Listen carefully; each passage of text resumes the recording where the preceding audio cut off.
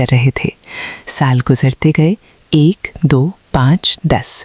आखिरकार 22 साल की मुसलसल मेहनत के बाद 1653 में ये शाहकार मुकम्मल हुआ। जब ताजमहल मुकम्मल हुआ तो दुनिया दंग रह गई। उसका बड़ा गुंबद आसमान को छूता हुआ महसूस होता था।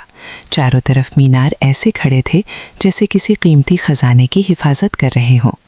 दरमियान में खूबसूरत बाग जिसमें पानी की नहरें बहती थीं और उनमें ताजमहल का अक्स ऐसा लगता था जैसे ज़मीन पर जन्नत उतर आई हो। अंदर दाखिल होते ही कुरान की आयत की खताती, कीमती पत्थरों की चढ़ाई और एक अजीब सा सुकून महसूस होता था। यहाँ एक खूबसूरत कमरे में मुमताज़ महल की कब्र रखी गई और बाद में शाहजहाँ को भी इसी के पास दफन कर दिया गया। वक्त ने एक और मोड़ लिया। शाहजहाँ का बेटा औरंगज़ेब इक़्तिदार के लिए अपने ही बाप के ख़िलाफ़ खड़ा हो गया। उसने शाहजहाँ को क़ैद कर दिया और उसे किला आगरा में